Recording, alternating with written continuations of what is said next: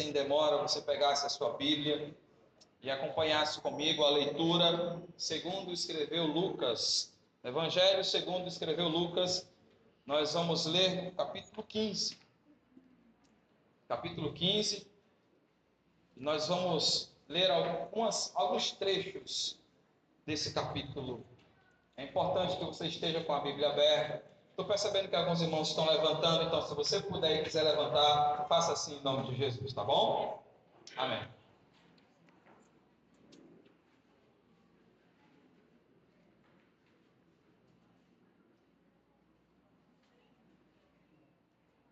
Aleluia. Glórias a Deus. Então, nós vamos ler alguns versículos. Lucas capítulo 15. Estou vendo que alguns irmãos estão procurando.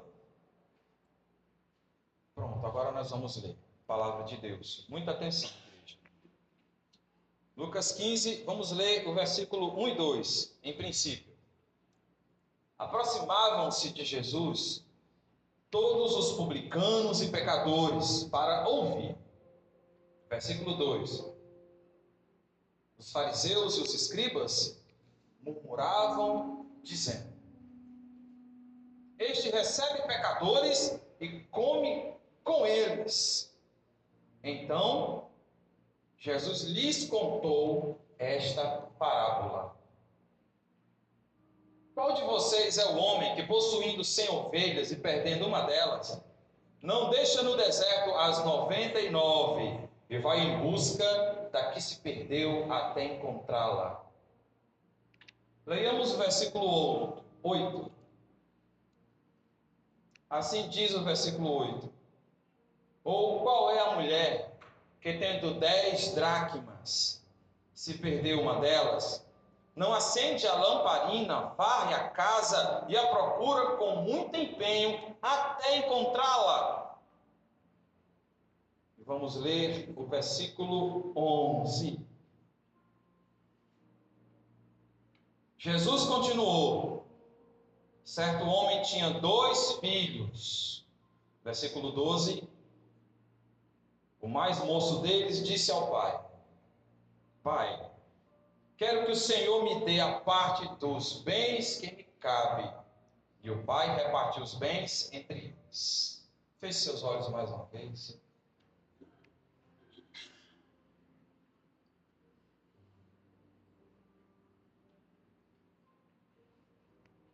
Senhor, essa é a tua palavra santa, inerrante, eficaz. Estamos aqui, Senhor, para receber de ti. Glorifica o teu nome, Jesus, através dessa ministração. Fala aos nossos corações, Senhor. Quebranta os nossos corações, Senhor. Nós te agradecemos em nome de Jesus. Amém. A igreja pode sentar em nome de Jesus.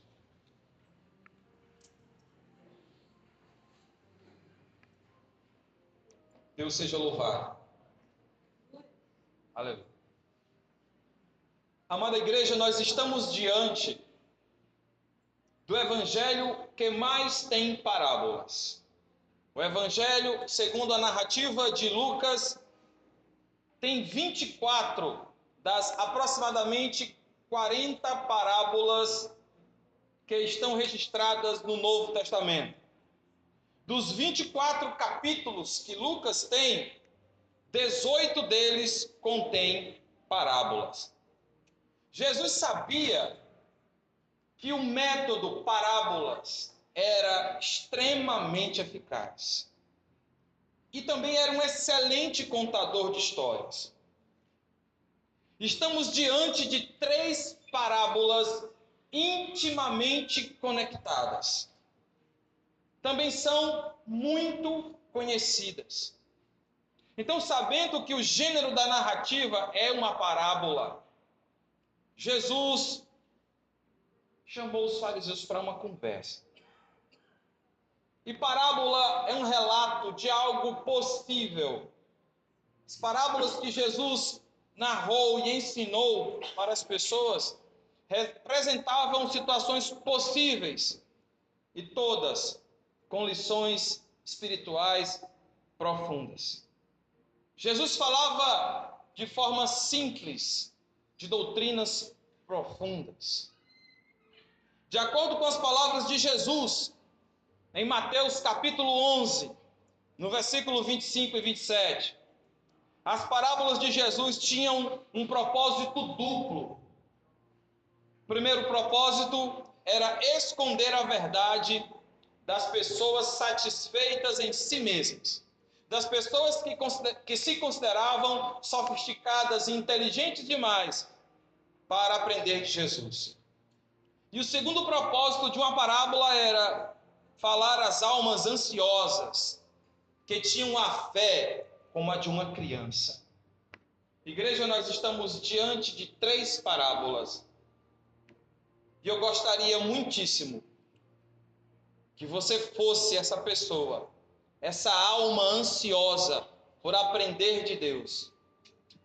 Eu gostaria demais que você tivesse a fé como de uma criança, ansiosa por escutar a voz de Deus a falar aos nossos corações. Esse é o meu desejo ardente, que nós possamos ter esse coração aberto para aprender do Senhor. Antes da exposição sobre essas parábolas, eu gostaria de lembrar aos irmãos que Jesus estava junto com a escória da sociedade. O início do capítulo 15 mostra para nós Jesus com pecadores e publicanos. E por conta dessa proximidade, ele foi criticado. Nada de novo. Jesus foi criticado sempre. Agora, de onde vinham as críticas? De pessoas hipócritas, de pessoas mentirosas, de pessoas falsas. Como assim pessoas que têm esse perfil criticam o mestre? Os pecadores eram considerados pelos fariseus como pessoas imorais, pessoas que realmente não cumpriam a lei de Moisés, pessoas que fugiam desse perfil. Os publicanos, por sua vez, eram cobradores de impostos. Publicanos eram considerados traidores, porque ajudavam os romanos nessa cobrança de impostos. O incrível é comparar as duas situações. Enquanto Jesus tinha um discurso de acolhida, o discurso dos fariseus era de segregação, era um discurso de ódio. Quando Jesus tinha um discurso de amor, os legalistas tinham um discurso de ódio. Dessa forma, sim, eu posso dizer que o amor venceu. O amor de Jesus. O amor exposto e explícito no Evangelho. Não um falso amor colocado pela mídia, onde muitas pessoas levantam a bandeira de que o amor venceu. Mas o amor ao mundo não é o amor de Deus. Nosso objetivo na noite de hoje, igreja, é tentar entender como é que a ovelha perdida e o pastor, como é que esse exemplo consegue impactar o meu coração? Como é que a mulher e a sua relação com a dracma que se perdeu consegue me ensinar alguma coisa? Nosso objetivo era entender quem estava realmente perdido na família do jovem pródigo. Existe alguma relação entre a figura do pastor, da mulher e do pai do filho pródigo? Existe alguma relação desses personagens com Deus? É o que nós vamos descobrir na noite de hoje. E eu gostaria que você, realmente, como o pastor falou aqui para nós, mantenha seus ouvidos abertos. Mas eu não estou falando necessariamente dos ouvidos físicos, mas abra o seu coração. Abra o seu coração. Porque eu não tenho absolutamente nenhuma dúvida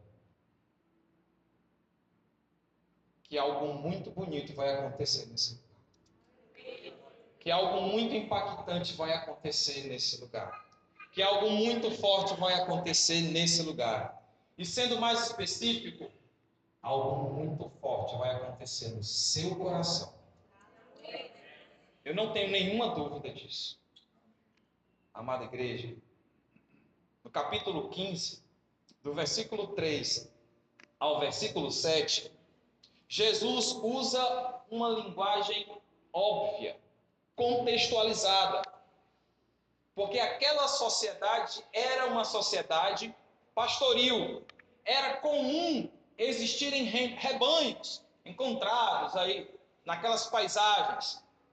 Era comum e cultural o pastor abandonar no aprisco, após uma contagem, as 99 ou as suas ovelhas para resgatar aquela que se perdeu.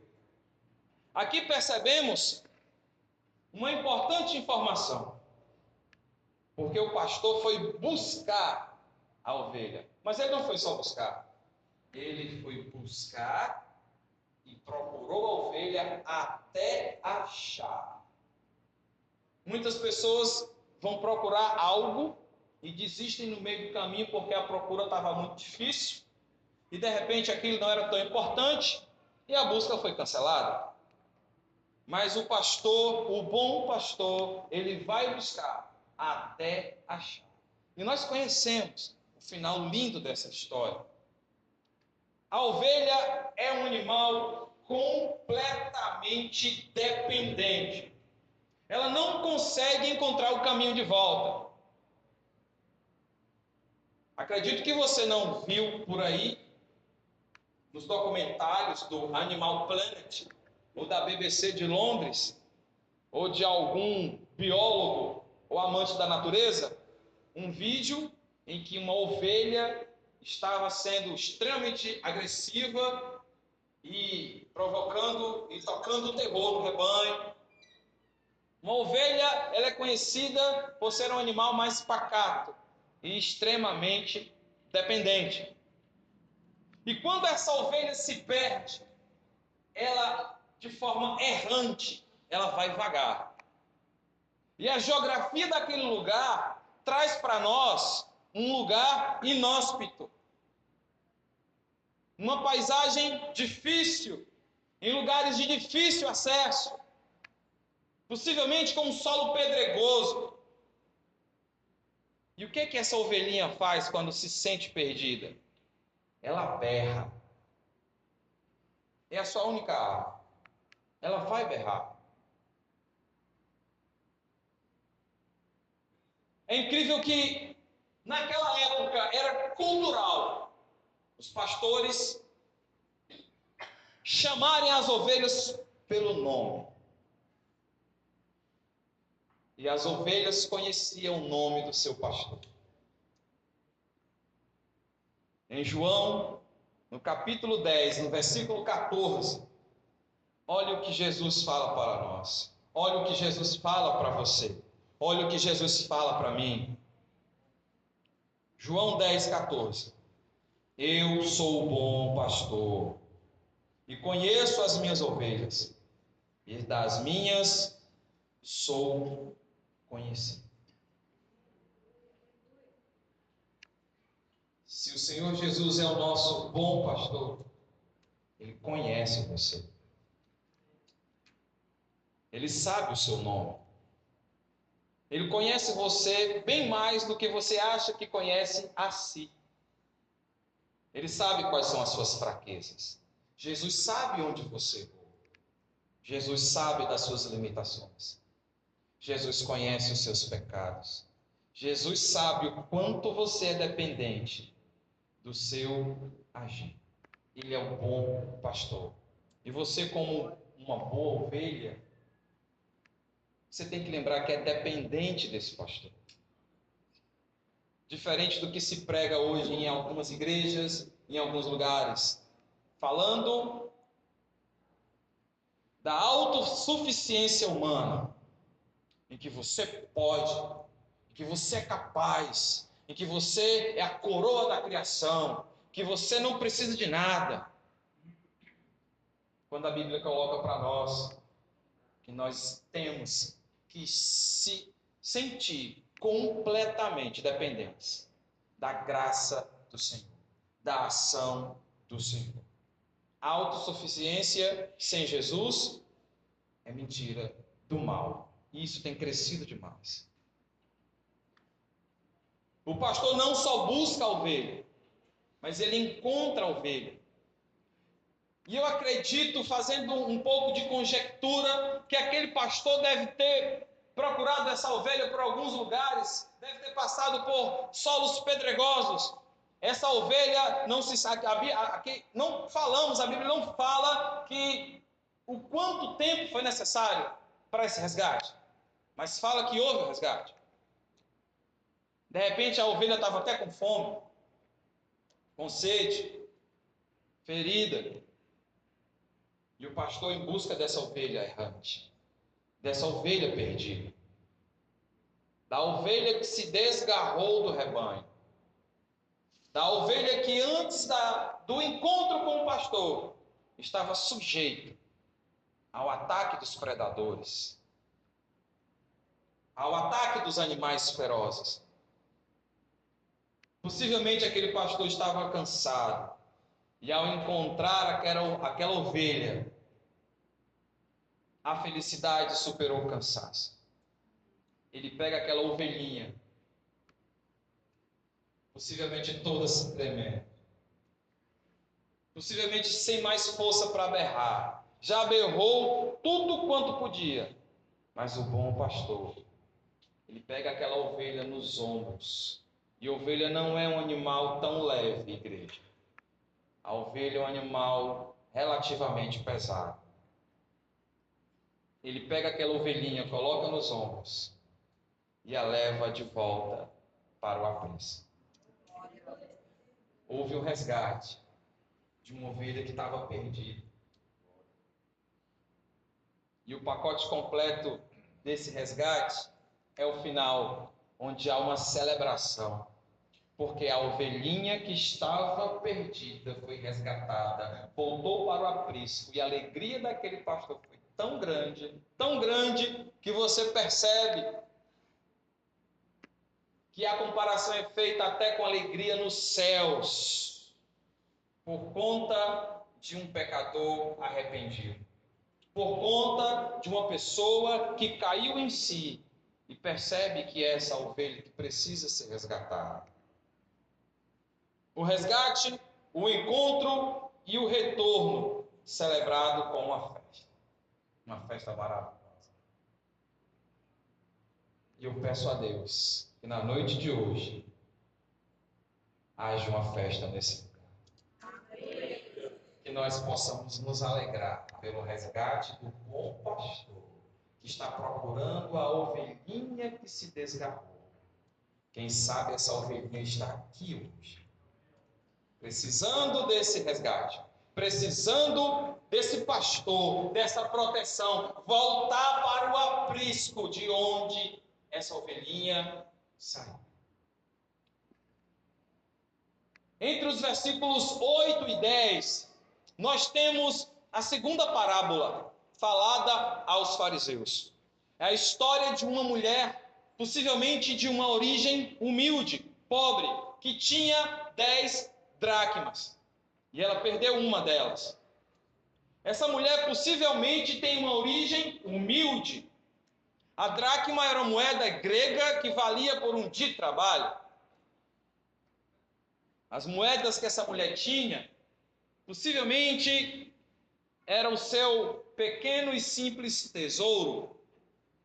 Alguns dizem que essa moeda estava junta de outras em um tipo de véu, que era utilizado e ficava preso ao seu corpo, como precaução caso o seu marido morresse. E era comum acontecer isso por conta das guerras. E o que seria dessa mulher se o marido dela morresse? Como que ela iria tocar a vida para frente? Era uma garantia de sobrevivência. Agora, o interessante, igreja, eu chamo muito a sua atenção para isso, é o contexto da perda dessa dracma. Não existiam luzes na casa dessa mulher. Era uma casa com pouquíssima ou nenhuma iluminação. Possivelmente com janelas pequenas, se tivesse janela, porque a arquitetura daquelas casas, de forma regional, não tinham janelas grandes. Existiam possivelmente pequenas janelas, pequenos buraquinhos por onde entravam feixes de luz, pequenos feixes de luz. Então a casa estava escura. A casa daquela mulher também tinha um chão muito diferente do nosso. Esse chão aqui, se perdêssemos uma moeda, pela iluminação que temos aqui, ele possibilitaria um reencontro mais fácil. Mas como achar uma moeda em um lugar escuro, em um lugar com pouca luminosidade, em um lugar onde o chão era de areia, com juncos perfilados, um ao lado do outro? Não é à toa que essa mulher decidiu acender a lamparina e usar a vassoura para encontrar aquela moeda que estava perdida. E mais uma vez, como o bom pastor, de acordo com a Bíblia, a mulher procurou a moeda até achar. Alguns irmãos mais sensíveis já estão percebendo o que o Espírito Santo fala aos nossos corações. Outros vão perceber daqui a pouco, porque cada um no seu tempo. Deus seja louvado. Aleluia.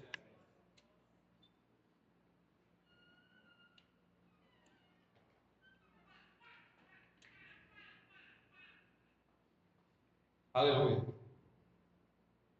Ainda no capítulo 15 de Lucas, temos uma história muito conhecida. A história de um pai, do filho rebelde e do filho mais velho. A história de um pai e dos irmãos, onde ambos estavam perdidos. O filho mais moço, perdido fora de casa, ele pede ao pai a parte que lhe cabia como herança. E isso indicava um ato de extrema rebeldia, de extremo desrespeito. É como se ele estivesse matando o pai ainda vivo. Pai, me dá a parte aí que eu tenho direito, minha herança, eu vou embora daqui. É quem como fala assim, olha, eu não suporto mais esse convívio familiar. Eu não preciso mais de ninguém daqui. Eu quero ir embora. Eu quero garantir a minha independência em um lugar distante. E o interessante, igreja, é que ele levou tudo que lhe fazia respeito. Tudo que lhe era de direito. E ele foi para um lugar distante. Isso tem alguma importância, Jean? Sim. Quando ele leva tudo, ele não abre precedente para uma volta. Não, eu vou voltar porque eu esqueci alguma coisa na casa do meu pai. Pegou tudo e foi embora para um lugar distante. Esse jovem, você conhece a história dele. Ele passou por duas desgraças. A primeira desgraça do jovem pródigo foi provocada por ele mesmo, porque ele gastou tudo dissolutamente, sem controle, sem planejamento, da forma mais imoral que você possa imaginar. E assim ele ficou pobre. Possivelmente os amigos, entre aspas, que ele tinha conquistado na sua estadia temporária, nessa área distante, nessa região distante, os amigos foram embora. A outra desgraça chegou até este jovem por causa de uma fome muito forte que abateu aquela região. Uma crise, uma fome que provocou desemprego. Uma fome que provocou, possivelmente, o aumento do preço dos alimentos. E esse jovem estava passando por isso. Uma situação que foi piorando, porque agora não tinha mais dinheiro, A região estava passando por essa situação de crise, de fome, e ele teve que se submeter aos mais baixos degraus sociais, até mesmo culturais, espirituais, para um judeu, para uma pessoa daquela região. Porque ele teve que se submeter à criação de porcos. Se você abrir a sua Bíblia em Levítico, no capítulo 11, no versículo 7, você vai perceber que o porco, ele era um animal imundo, que os judeus não podiam ter contato com esses animais. Então, ferindo a sua cultura e a lei, ele teve que se submeter, porque ele precisava de um trabalho para tentar comer alguma coisa, satisfazer uma necessidade básica. Para quem já viu os criadores de porcos aqui na nossa região, sabe que o cheiro é insuportável, as roupas são imundas. Isso hoje, imagine naquela época. Será que os criadores de porcos naquela época tinham aquelas botas que hoje a gente consegue ver? Luvas? É claro que não. A Bíblia fala que a situação desse jovem estava tão deplorável que ele desejava comer o que os porcos comiam. A Bíblia não afirma que ele comia o que os porcos comiam. A Bíblia diz que ele desejava comer. Ele desejava comer o que o porco comia. E na Bíblia também diz que ninguém dava nada para comer para esse homem. Os porcos estavam tendo um tratamento bem melhor do que aquele jovem. Como um animal imundo desse tem um tratamento melhor do que o meu? Ele tem sim alimento todo dia, mas eu não. Onde é que eu fui me meter? Possivelmente esse rapaz pensou. Depois de passar por tudo isso, ele caiu em si. Na casa do meu pai, eu não precisava passar por isso. De repente ele lembrava dos bons alimentos, dos momentos felizes, do convívio familiar, das DRs familiares que fazem parte. Uma boa família tem que ter uma DR familiar. E ele decidiu voltar para casa. Falando do filho mais velho, esse estava perdido também, mas dentro de casa. Filho mais velho estava perdido também, porém dentro de casa. O filho mais velho, ele simboliza aqui a figura dos fariseus, a figura dos legalistas.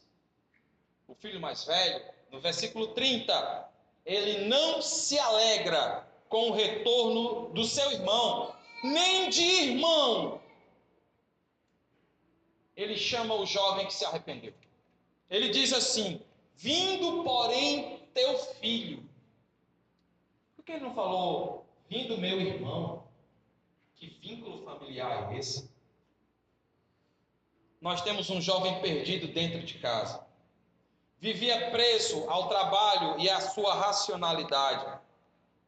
E ele não estava longe de ter culpa no cartório. Algumas pessoas dizem que essa parábola mostra uma injustiça. Pessoas que defendem isso têm o mesmo pensamento do jovem. Por que esse jovem, esse irmão mais velho, tinha culpa no cartório? Em primeiro lugar, como mais velho, ele não se opôs à decisão do irmão mais novo, que estava sob a sua tutela. Ele era o mais velho. Ele não falou absolutamente nada. Em segundo lugar, ele também participou dessa herança que foi dividida. Como assim, Jean? A herança foi dada para o mais jovem. Se você pegar a sua Bíblia e abrir no versículo 12, está escrito assim: e ele, ou seja, o pai, lhes repartiu os bens, os haveres. Então os bens foram para os dois. E Lucas não relata para nós nenhum tipo de oposição, de contrariedade do filho mais velho. Nessa narrativa eu não posso deixar de falar do pai. Falei do filho mais novo, falei do filho mais velho, e eu preciso falar para você, meu irmão, minha irmã, do pai. O relato de Lucas coloca para nós que o pai ele não foi atrás do filho nesse possível país distante, nessa região distante. Lucas coloca para nós que de longe o pai viu o filho vindo ao seu encontro. De uma forma soberana, Deus estava trazendo o filho pródigo de volta para os braços do pai. E nós sabemos que Deus é soberano. E que atitudes nós vemos aqui na figura do pai? Ele viu o filho de longe. Alguns dizem que ele todo dia ficava observando a linha do horizonte. Será que será que o menino vai voltar hoje? Eu estou conjecturando, irmãos, não está escrito na Bíblia. Uns falam que é licença poética. Mas a Bíblia diz que esse homem, ele viu o filho de longe. Em segundo lugar, ele correu ao encontro do filho. Ele esqueceu a idade que tinha. Ele esqueceu o desrespeito que sofreu por conta do filho mais moço. E ele correu ao encontro do filho rebelde, que agora estava arrependido. Ele esqueceu da sua idade. A alegria foi tanta. Eu lá quero saber a idade que eu tenho, eu vou correr. Lá vem meu filho, está voltando.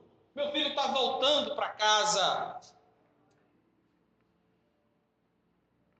Os judeus não eram de estar correndo por qualquer coisa. Outra situação. O pai abraçou o filho. Jean, essa expressão abraçou tem alguma importância teológica dentro desse contexto? Sim. O verbo no original, diz para nós que ele se lançou no pescoço do filho. Muita profundidade nisso. É uma acolhida. Seja bem-vindo de volta aos braços do Pai. A Bíblia fala que o pai beijou o filho que tinha ido embora. O verbo indica que ele beijou várias vezes, ou então de uma forma carinhosa, tenra. Quem é pai sabe disso. Quem nunca se emocionou com um beijo do filho, da filha? Qual é o pai ou a mãe que nunca recebeu dezenas de beijos quando você só pediu um? Aí o teu filho vai te dar 3, 4, 5 e às vezes até mais. E é tão bom um beijo de um filho. Só que aqui o pai beija o filho várias vezes. Quem nunca beijou o seu filho? Quem nunca beijou o teu filho até ele... Tá bom, pai, eu sei que o senhor me ama. E é tão bom beijar esses pequeninos. E nesse contexto aqui, o beijo representa essa afetividade, esse amor, esse carinho. O pai vestiu o jovem recém-chegado com a melhor roupa, antes roupas fedidas, possivelmente rasgadas, maltrapilhas, farrapos, e agora uma roupa limpa, bonita, bem apresentável. Então, o pai viu o filho de longe, ele correu para encontrar o filho, ele abraçou o filho, ele beijou o filho, trocou a roupa do filho, ficou por aí? Não, igreja! O que foi que esse pai fez? Deu sandálias, porque o rapaz estava descalço.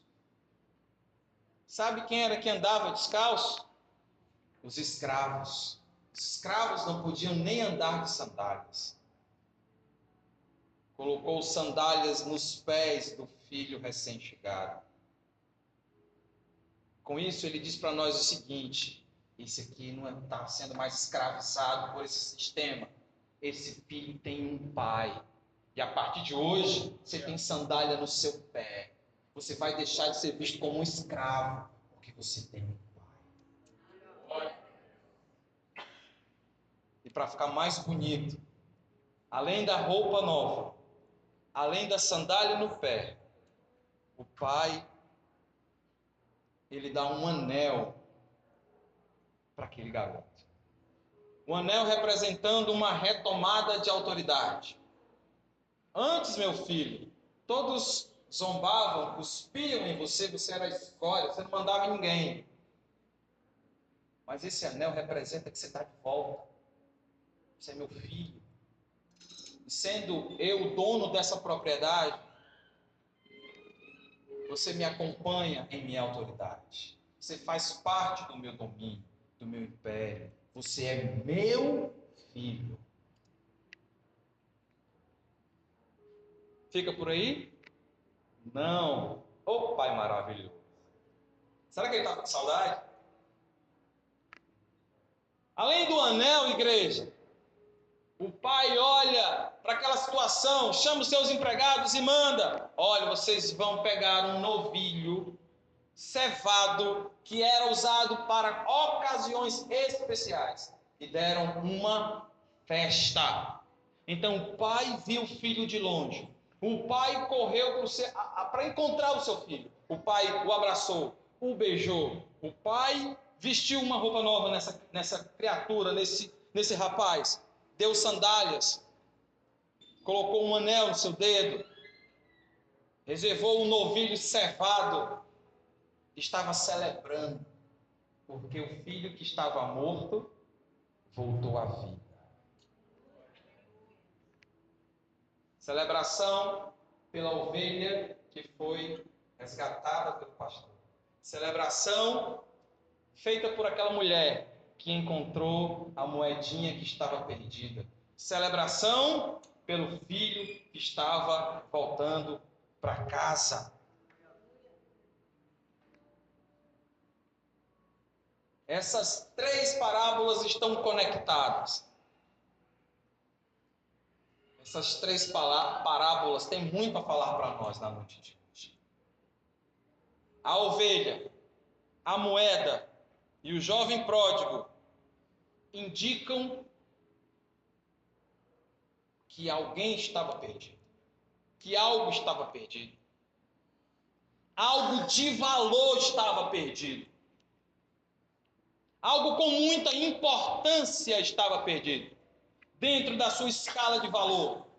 E o interessante é que Jesus poderia ter parado a conversa com os fariseus na primeira parábola. Mas Jesus decidiu continuar. Foi por isso que eu li o começo de cada parábola.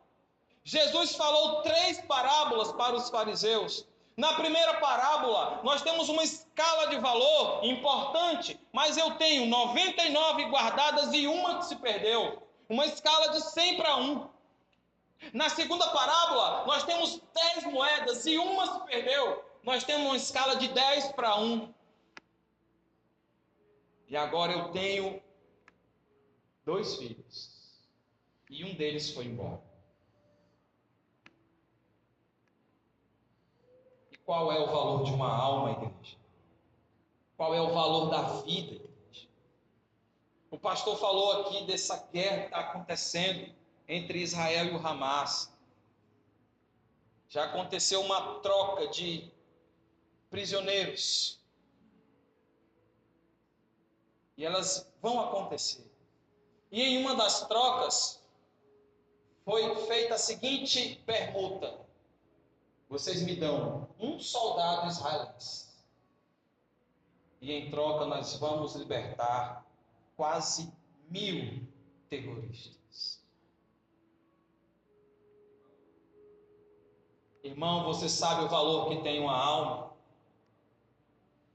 Você sabe de verdade o valor que tem uma alma? Você que está me ouvindo, pelas redes sociais, você que está sentado aí nesse banco, você sabe o valor que você tem. Não foi à toa que um Deus se fez homem, se fez carne. E dentro desse nosso contexto imundo, a luz brilhou nas trevas, como a lamparina que iluminou a casa daquela mulher que estava no escuro. A palavra de Deus chegou até você e fez com que a verdade brotasse e saltasse aos seus olhos, para que você pudesse ver, para que aquela mulher pudesse ver que bem naquele cantinho, lá estava aquela moeda perdida. Então Deus chegou a esse mundo e com a chegada de Jesus, a luz brilhou e começaram a se perceber as pessoas que estavam perdidas, porque assim a palavra de Deus é: e conhecereis a verdade, e ela vai libertar você. Assim é a luz que ilumina as trevas, que denuncia o pecado, que mostra para nós o caminho em que nós devemos andar.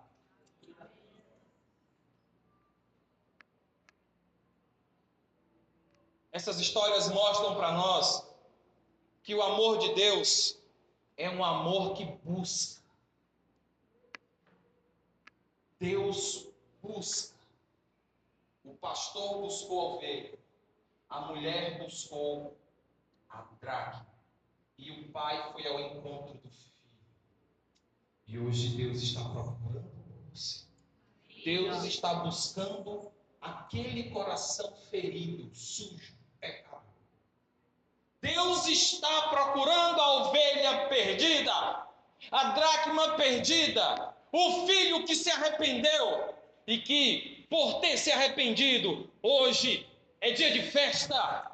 Vamos celebrar esse reencontro com o Senhor. Vamos celebrar o resgate que o Senhor tem para cada um de nós através da sua palavra, através do sacrifício de Jesus. O amor de Deus é um amor que busca, mas não só um amor que busca, mas um amor que encontra.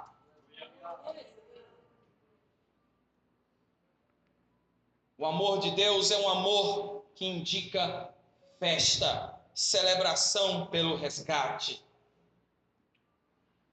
Você deve conhecer a passagem que fala que há mais alegria nos céus por um pecador que se arrepende do que por 99 que não necessitam de perdão.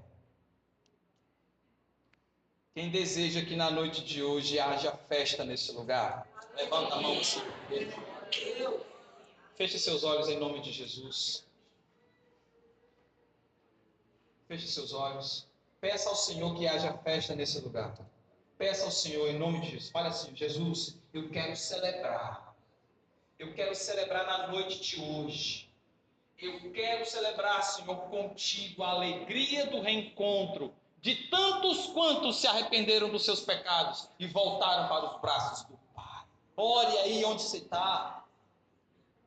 Quem sabe a dracma perdida, quem sabe a ovelha perdida, quem sabe o filho que se chamava pródigo está sentado do seu lado, ou quem sabe seja você mesmo. E eu digo uma coisa para você, querido, eu digo uma coisa para você, querida: hoje é noite de reencontro, hoje é noite de perdão, hoje é noite em que Deus vai colocar você nos braços, hoje é noite em que Deus vai sarar as suas feridas. Hoje é noite em que Deus tem uma festa reservada para celebrar o teu arrependimento, o teu reencontro, o teu retorno a esse rebanho. Hoje é noite de colocar vestes novas, um anel no dedo, sandálias nos pés e celebrar com júbilo e com muita alegria por pessoas que se arrependem do seu mal. Agora, por favor, olhe para mim. Em contrapartida, igreja, o filho mais velho, que era a cara dos fariseus. Mas, Jean, por que ele se parecia com os fariseus? Vamos fazer uma pequena comparação das falas.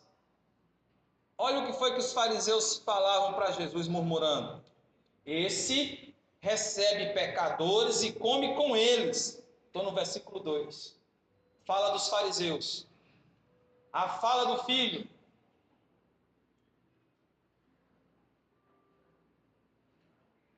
A fala do filho está assim, olha só. Acompanha comigo. O filho mais velho se indignou e não queria entrar. Saindo, porém, o pai procurava convencê-lo a entrar. Mas ele respondeu ao seu pai.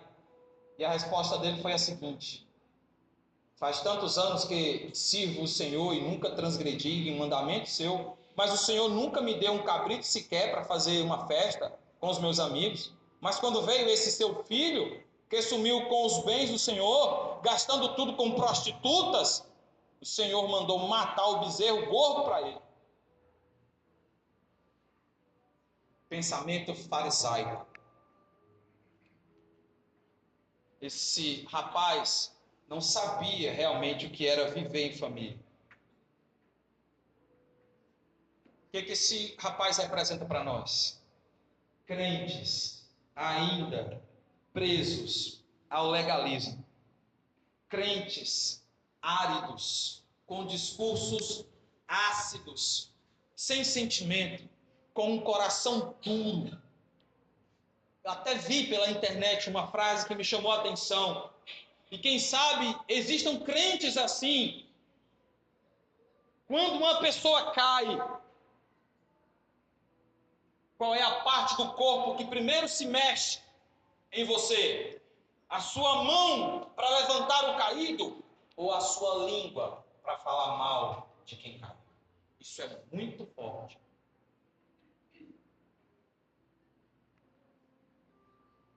Existem ovelhas errantes, igreja, que precisam voltar para o caminho de casa. Escute o berro dessas ovelhas. Pode ser que o teu vizinho seja essa ovelha que há tempo está berrando. Pode ser que o teu amigo aqui, que está nessa igreja nesse momento, de repente do seu lado, esteja berrando e você insiste em não escutar. E esse berro, ele representa um pedido de ajuda. Como crerão se não há quem pregue?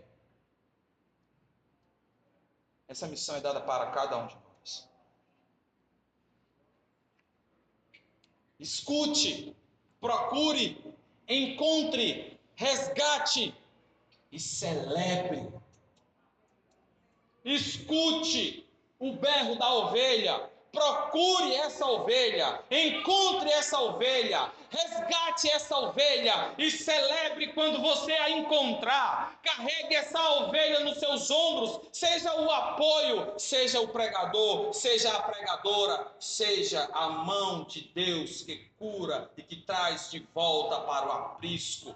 Deus quer usar você. Quem sabe nós também venhamos a fazer uma espécie de simbologia com a moeda. Uma moeda, ela não anda, ela não berra, é um objeto inanimado, não tem vida, não tem ação, não vai voltar para a mão ou para o bolso daquela mulher, ela não iria fazer isso. Assim éramos nós, mortos em nossos delitos e pecados. Mas como aquela mulher, com aquela lamparina e a vassoura, conseguiu encontrar aquela moedinha, assim Deus está procurando por corações arrependidos, por pessoas que estão convencidas que sem Deus não vão conseguir. Nós éramos essa dracma perdida, sem vida, mortos em nossos delitos, em nossos pecados. Já chegando na parte mais final dessa reflexão, o que a ovelha, a dracma e os filhos, ou o filho mais moço, têm em comum? Todos estavam perdidos. Porém, vem a boa notícia. Todos foram encontrados. Todos foram encontrados. Todos foram encontrados. Existem pessoas que estão nesse lugar que ainda precisam ser encontradas por Jesus. E com suas forças você não consegue. A tua salvação, ela está concentrada na ação resgatadora da graça de Jesus. Feche seus olhos em nome de Jesus.